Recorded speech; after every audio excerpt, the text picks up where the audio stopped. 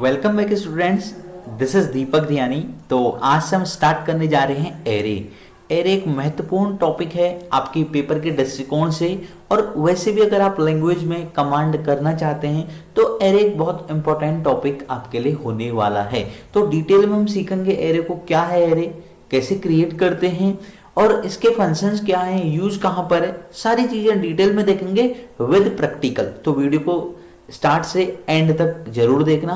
Definitely आपके जितने भी एरे से रिलेटेड डाउट हैं वो सारे दूर हो जाएंगे। चैनल पर नए हो तो प्लीज चैनल को सब्सक्राइब कर देना और वीडियो को लाइक कर देना। तो स्टार्ट करते हैं। तो सबसे पहला हमारा क्वेश्चन वही होगा कि व्हाट इज एरे। ठीक है, व्हाट इज एरे, एरे क्या है। तो यार जनरली समझते हैं, लैंग्वेज भी इसमें लिखी गई है, डेफिनेशन भी आपको दी गई है। तो पहले मैं आपको अपनी तरफ से समझा देता हूं, फिर हम पढ़ेंगे डेफिनेशन। देखो क्या होता है कि कभी कभी आप चाहते हैं कि सर मुझे क्या करना है, 100 स्टूडेंट्स का रिकॉर्ड स्टोर करना है। 100 स्टूडेंट्स का रिकॉर्ड मतलब उनके मार्क्स स्टोर करने, टोटल मार्क्स स्टोर करने हैं। तो मुझे क्या करना होगा, 100 वेरिएबल क्रिएट करने होंगे।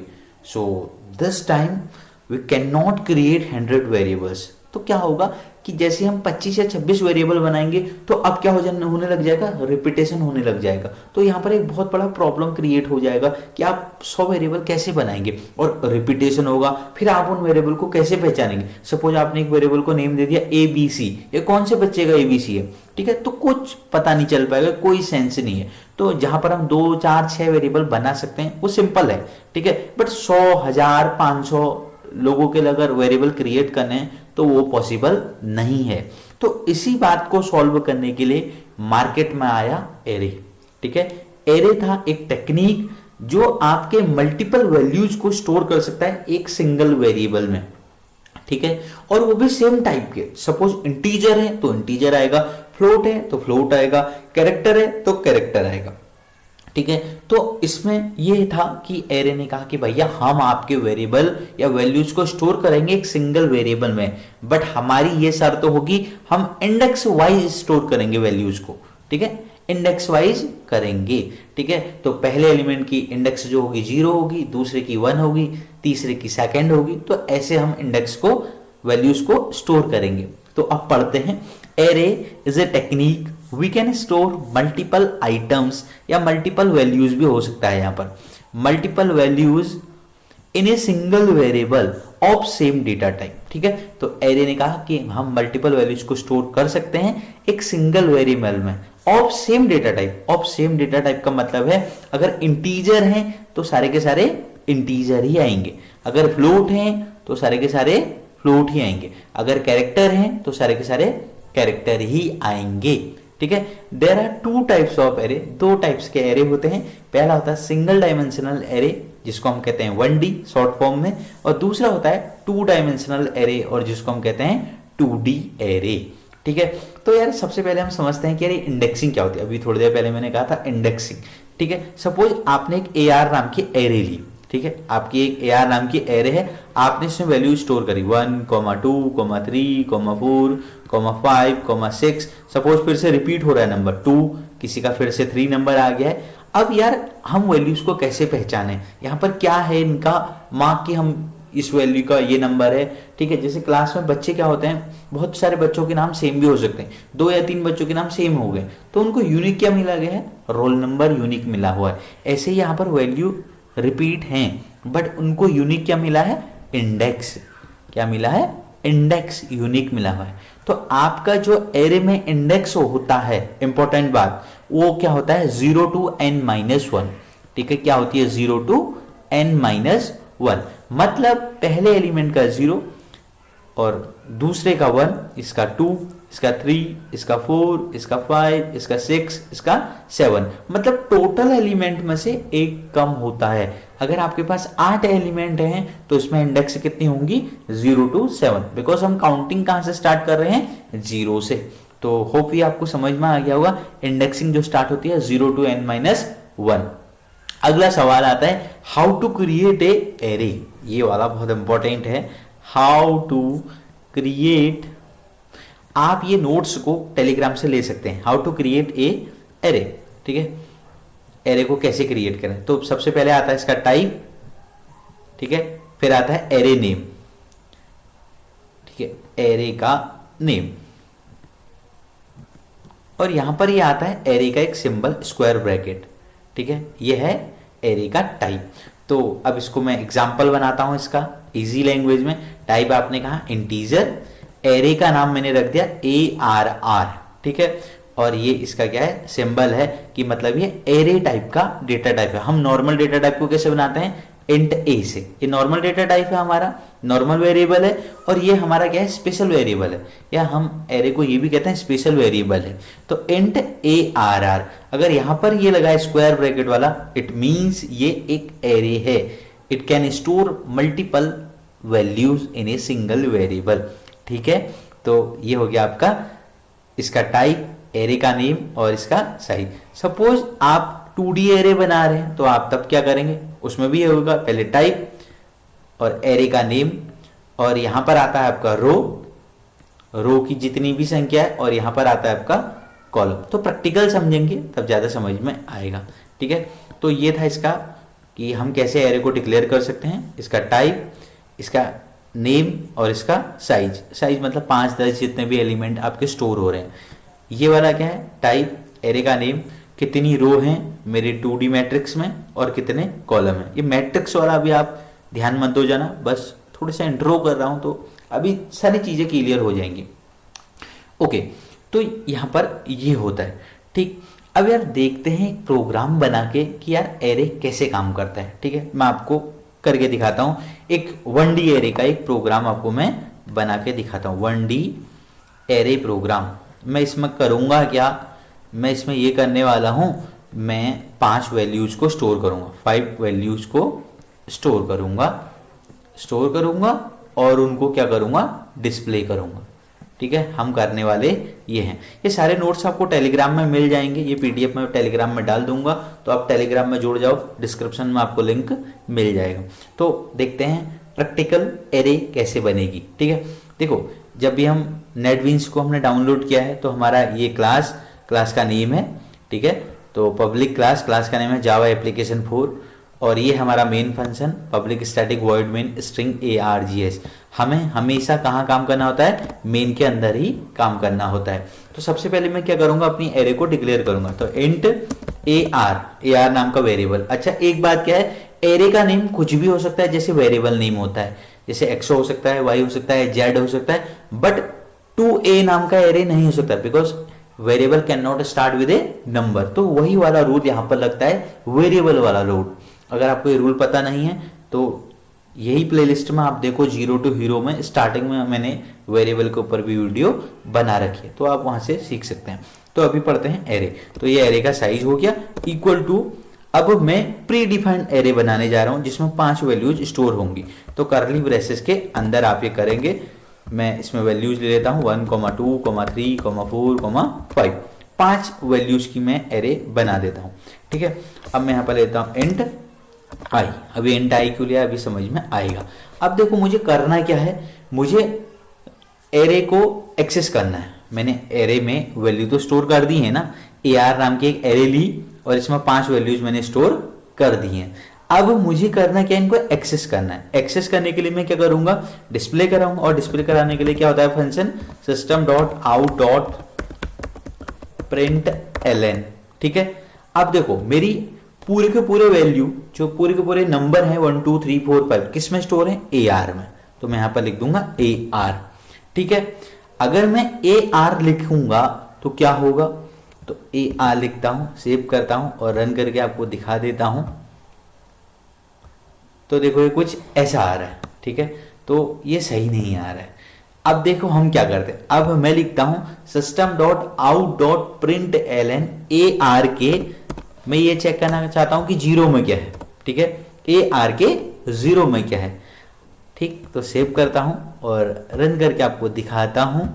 तो AR के 0 पे क्या है, 1 है। तो मेरी बात यहां पर क्लियर हो गई है। आप वेरीफाई भी कर सकते हैं कि पहले एलिमेंट का क्या इंडेक्स होता है, 0, ठीक है।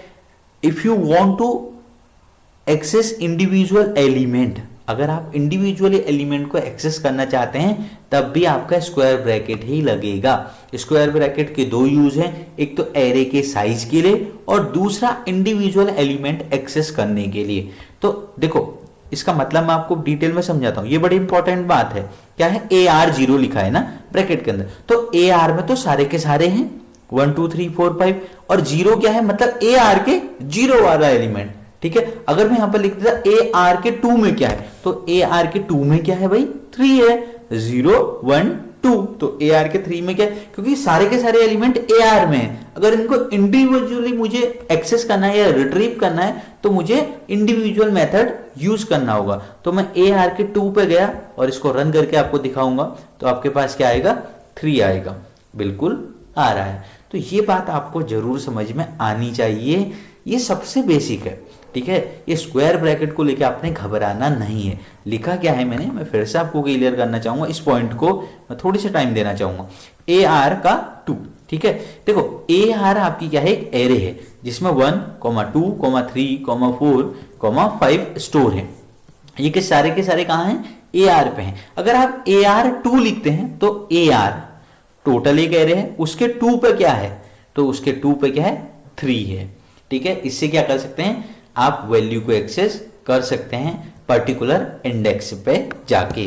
ठीक है, अब आप चाह रहे होंगे कि सर मैं एक टाइम में सारी की सारी वैल्यूज को एक्सेस करना चाहता हूँ, 1 2 3 4 को मैं डिस्प्ले करना चाहता हूँ, सर ये कैसे हो सकता है, बिल्कुल हो सकता है, यूजिंग लूप आप कर सकते हैं। क्योंकि लूप का काम क्या होता है, ये क्या करता है, आपकी मल्टीपल वैल्यूज को एक्सेस कर देता है। ठीक है, या लूप क्या होता है, आपके काम को बार बार आइट्रेट करता है जब तक वहां तक पहुंचे ना जाए जहां तक उसने पहुंचना है। तो मुझे एक्सेस करना है 1 to 5 एलिमेंट। ठीक है, तो लूप मेरा 1 to 5 तक चल जाएगा। तो मैं लिखता हूं for i = 0, i less 5, i ++। ठीक है, और अब मुझे उम्मीद है आपको ये कोड समझ में आ रहा होगा, कोड ज़्यादा हार्ड नहीं है। देखो मैंने I0 लिखा है, क्यों लिखा है, इसका रीजन पहला ये है क्योंकि इंडेक्सिंग 0 से स्टार्ट होती है, बिकॉज मैं एलिमेंट को यहाँ पर इंडेक्स वाइज एक्सेस कर पा रहा हूँ। और लेस 5 लिखा है क्योंकि 5 एलिमेंट है और 4 इंडेक्स तक ये चलेगा तो मेरा काम पूरा हो जाएगा, तो इसलिए <5 लिख दिया मैंने। और i++ मतलब ये इंक्रीज हो रहा है। और यहाँ पर मैं अभी डाल देता हूँ ARI, because your I value will be change every time, हर एक बार में आपके I की वैल्यू चेंज होगी। तो ये काम कैसे करें, I की वैल्यू सबसे पहले 0 होगी, तो system.out.println AR0, मतलब AR के 0 में क्या है, 1 है। फिर I की वैल्यू 1 होगी, तो फिर 1 5 से लेस होता है, कंडीशन ट्रू होगी, तो अंदर आएगा system.out.println AR1, AR के 1 में क्या है, 2 है। तो सेव करता हूं और ये रन करके आपको दिखा देता हूं कैसा चल रहा है। देखिए यहाँ पर आपका आउटपुट दिखाई दे रहा है 1 2 3 4 5, तो आपका आउटपुट बिल्कुल ही सही आ रहा है। तो ये आप इसको स्क्रीन को ये देखिए करके देख सकते हैं, मैंने बड़ा कर दिया, 1 2 3 4 5 आपको दिखाई दे रहा है। ठीक है, तो ये था हमारा 1D एरे। ज़्यादा परेशान नहीं होना है, घबराना नहीं है। देखो ये एक आपका एक प्रोग्राम बना के दिखा दिया, तो यहाँ पर आपके सारे डाउट दूर हो जा रहे होंगे कि कैसे काम कर रहा है। ठीक है, आप भी इम्प्लीमेंट करके देखिए मेरे साथ साथ, खुद से अगर जब तक आप नहीं करेंगे तो आपको एरे बिल्कुल नहीं आ सकता है। एरे अपने आप में एक थोड़ी सा डिफिकल्ट टॉपिक माना जाता है। ठीक है, तो ये है हमारी 1D एरे। ठीक है, इतनी बात आपको समझ में आ गई होगी। अब बढ़ते हैं आगे, सर एक 2D एरे का भी प्रोग्राम हमें बना के दिखा दीजिए। ट्रेवर्सिंग करना ही सबसे पहले सीखना है, अभी ऐसा नहीं सीखना है इसमें प्रोग्राम ये वो हमें अभी नहीं सीखना है। अभी हम इंट्रोडक्शन पार्ट में है, तो इंट्रोडक्शन समझ जाएं तो प्रोग्राम हो जाएंगे, डोंट वरी, प्रोग्राम की सीरीज भी आएगी। अब हम सीखते हैं 2D एरे। 2D एरे, यार 2D एरे की नीड क्यों हुई? देखो 1D एरे में क्या होता था कि आपके एलिमेंट एक ही दिशा में काम कर रहे हैं, 1 2 3 4 5, ठीक है, एक ही रो में है ना। जब आपका डेटा रो और कॉलम की फॉर्म में होता है कुछ ऐसा 1 2 3 4 5 6 7 8 9, तो यहां पर क्या हो रहा है, आपका डेटा मल्टीपल रो और मल्टीपल कॉलम में। यहां पर कितनी रो है, ये फर्स्ट रो हो गई, ये सेकेंड रो हो गई और ये आपकी थर्ड रो हो गई। ये फर्स्ट रो हो गई आपकी, सॉरी ये फर्स्ट कॉलम हो गई आपकी, ये सेकेंड कॉलम हो गई आपकी और ये थर्ड कॉलम हो गई है। ठीक है, बट यहां पर फर्स्ट नहीं बोलना है, ये आपकी 0th रो है ये वाली, ये आपकी फर्स्ट रो है और ये आपकी सेकंड है, because array index start from 0 to n-1, क्योंकि 3 रो हैं तो 0 1 2 चलेगा। ठीक है, अब देखो इंपॉर्टेंट बात यहां पर क्या है, ठीक है, ये जरूर सीख लेना। अगर ये समझ में आ गया तो 2D एरे आपको समझ में आ जाएगा। अब देखो यहां पर भी अगर मैं 0 कहूं तो 0 पे तो 1 2 3 है। अब मैं इंडिविजुअली एक्सेस करना चाहता हूं सपोज 2 को, तो 2 की इंडेक्स क्या होगी, ये बात समझना जरूरी है। तो अगर मैं यहां पर लिखूं 0th रो और 0 कॉलम, सही तो है, क्योंकि 1 0 रो में है और इसका 0 कॉलम है। जो 2 है इसका 0 रो है, कॉलम क्या है इसका 1 है, क्योंकि कॉलम क्या होता है वर्टिकल ही होता है। और 3 जो है 0th रो सेकंड कॉलम है। ठीक है, अब अगला रो 4 कौन सी इंडेक्स पे है आपका, 1 रो 0th कॉलम। 5 कौन सी इंडेक्स पे है, 1 रो 1 कॉलम। 6 कौन सी इंडेक्स पे है, 1 रो और सेकंड कॉलम। 7 कौन सी इंडेक्स पे है, सेकंड रो और 0th कॉलम। 8 कौन सी इंडेक्स पे है, सेकंड रो फर्स्ट कॉलम। और 9th कौन सी इंडेक्स पे है, सेकंड रो सेकंड कॉलम। तो ये इंडेक्सिंग आपको पता होनी चाहिए। क्या कह रहा हूं मैं, ये पूरा का पूरा 0th रो है, ये पूरा का पूरा फर्स्ट है, ये पूरा का पूरा सेकंड रो है। तो कॉलम की भी जब बात होती है, ये पूरा का पूरा आपका 0th कॉलम है, ये पूरा का पूरा आपका फर्स्ट कॉलम है, ये पूरा का पूरा आपका सेकंड कॉलम है। अब जब मुझे इंडिविजुअली एक्सेस करना है तो इंडिविजुअली मुझे इनकी इंडेक्स भी बनानी पड़ेगी। तो ये 0 0 हो गया, ये 0 1 हो गया, ये 0 2 हो गया। ऐसे ही ये 1 0 हो गया, क्योंकि इसकी रो 1 है और कॉलम 0 है। इसका 1 1, इसका 1 2, ये इसकी सेकंड रो और 0th कॉलम, 2 0 2 1 और 2 2। तो होप ये आपको समझ में आ गया होगा। तो इंप्लीमेंट करके देखते हैं कैसे इंप्लीमेंट होगा। अब देखो इसमें एक इंपॉर्टेंट बात ये है, यहां पर हमें 2 लूप की नीड होगी। जो फर्स्ट वाला लूप होगा ये रो को एक्सेस करने के लिए यूज होगा, और जो आपका सेकेंड लूप होगा फॉर, वो किसके लिए यूज होगा, कॉलम के लिए। इससे पहले मेरा पर्सनल आपको सुझाव है कि आपको नेस्टेड लूप आना चाहिए। अगर आपको नेस्टेड लूप नहीं आता है गाइस, ये आप नहीं सीख सकते बिल्कुल भी। आप इधर मत आना, पहले नेस्टेड लूप सीख लो। इसी प्लेलिस्ट में नेस्टेड लूप भी है, ठीक है, क्योंकि ये नेस्टेड लूप पे ही काम करता है। तो आगे बढ़ते हैं, मैं आपको ये समझा देता हूं। तो ये हम इरेज कर देते हैं, ठीक है, फिर से आपको बना के दिखाएंगे। इंट i, j, मुझे 2 वेरिएबल्स की नीड है, और मैं एरे का अब स्ट्रक्चर चेंज कर देता हूं। अब ये देखो, ये पहला वाला जो साइज है आपका स्क्वायर ब्रैकेट है, ये रो के लिए और ये कॉलम के लिए, ठीक है। अब इसको पूरा ही हम बदल देते हैं, ये आउटर हो गया आपका। इसमें कितनी रो वाला बना रहे हैं हम, देखो 1 2 3, ये 0th रो हो गई, 4 5 6, ये आपकी फर्स्ट रो हो गई, 7 8 9, ठीक है, ये आपकी हो गई है सेकंड रो, ये क्लोज हो गया, ठीक है। अब हम इनको करेंगे एक्सेस, और एक्सेस कैसे करेंगे, लूप से। फॉर i = 0, i < 3 और i ++, और दूसरी फॉर j = 0, j < 3 और j ++। इंडिविजुअल एलिमेंट को एक्सेस करना है तो हम क्या लिखेंगे, system dot out dot println arij, ठीक है।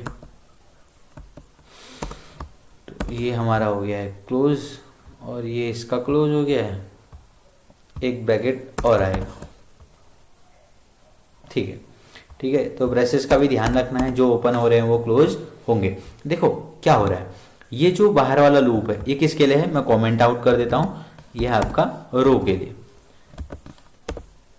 ठीक है, और अंदर वाला लूप जो होता है आपका कॉलम के लिए होता है, ठीक है। अब जब ये 0th रो में आएगा, ये 0th रो है आपकी, ठीक है, तो आपका अंदर वाला लूप 0 to 2 टाइम चलेगा। जब ये 1 रो पे आएगा तो आपका अंदर वाला लूप 0 to 2 टाइम चलेगा, ठीक है। तो आपको आउटपुट दिखाता हूं मैं, ये और रन करते हैं। ये देखिए आपका आउटपुट आ रहा है 1 2 3 4 5 6 7 8 9, देखो ये कंटिन्यूस आ गया। अगर आप इसको उसी फॉर्म में चाहते हैं जिस फॉर्म में मैंने आपको दिखाया था, इस फॉर्म में, तो ये कैसे आएगा, तो ये भी आ जाएगा, काफ़ी आसान है। देखना, मैं यहाँ पर प्रिंट लिखता हूँ बस, और इसके बाहर system.out.println,